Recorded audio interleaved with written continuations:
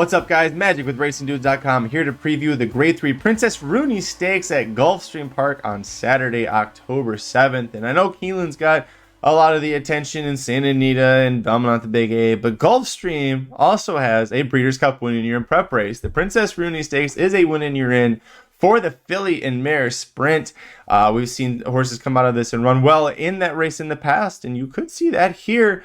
Field of 9 signed on. They're going 7 furlongs, which is the same distance they're going to be running at Santa Anita Park next month. It's crazy that we're a month away from the Breeders' Cup. I don't know if I'm ready for that yet. But in this Grade 3 race, just got the odds as I was about to start recording, and happy to say I'm taking a slight shot against the the favorite in this race. My top pick is going to be the number 8, our Adios Jersey at 7-2. Fastest horse in here early, I think. You know, she wired a Florida bred stakes race last time out over this course and distance. She's crossed the wire first in 5 of 7 tries at this distance, and she missed another one of those by just a half a length. Every single time, by the way, in a stakes or a handicap. So she was facing talented competition. She wasn't facing claimers or anything like that. I say cross the wire first because the Charlestown Oaks that she won last year, she was later disqualified for a medication overage, but you know, she hasn't had that issue since then. So, and it wasn't a major one. I believe it was a class 4 for whatever that's worth. But I'm going to put our Adios Jersey, the 8 horse, on top at 7-2. As far as like multi-race wagers, I think you can just go too deep, and I will use the favorite number 2 Maryquitecontrary at 5-2 as my second choice here. And I know it's chalky for the multi-race wagers, but I'll tell you why I think so.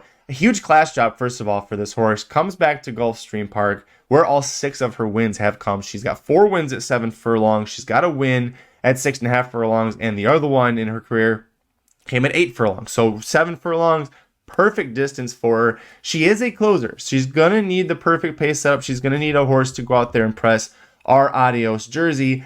I'm not sure if there's a horse in this field that's really going to be willing to do that, because it's almost a suicide mission. If there's one that does do it, it could be the 9 Poema. You could see her try and do it. Possibly the 3 Olivia Darling. Neither of those horses that I'm using in here. I just don't think it sets up well for Maryquitecontrary from a pace perspective in this spot. The Breeders' Cup could be a totally different story, but and again, she loves Gulfstream, she loves the distance, so a horse that's well deserving of the 5-2 favoritism here. Third pick for me, number 4 Bluefield at 6-1, the first of 3 Saffie Joseph Jr. horses in here. I'm going to use 2 of them. Bluefield's only tried 7 furlongs once in her career. Is a terrible effort. I'm not counting it because it was in the slop. She's been really solid since Saffie took over training her last September. 6 starts. She's had 2 wins, 3 seconds, and a third. And the one time she got third, she missed finishing second by a half length. I don't think she's good enough to win in this race. I think if it goes to a horse coming from off the pace, the best one is Maryquitecontrary. I think our Adios Jersey, man, that's a tough one to say. Don't envy Pete Aiello. I think that she's got too much of a favorable pace setup on the front end.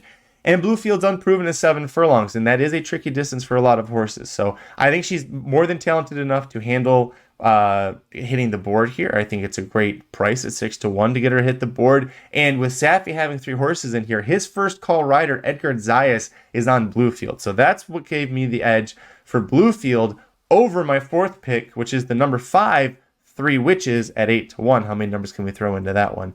The second of 3 Saffie horses entered. Returns from a 170-day break, beat allowance horses over this country in distance by almost 5 lengths last month. That was a pretty damn impressive effort. Now is going to be second off the layoff. Catches a setup where I think she's going to stalk in mid-pack, pick off horses in the stretch. I expect that you'll see her just probably right behind Bluefield, and then probably follow Bluefield. And you know, it's going to be a case, honestly, how I see this is our Adios Jersey has a clear lead at the top of the stretch.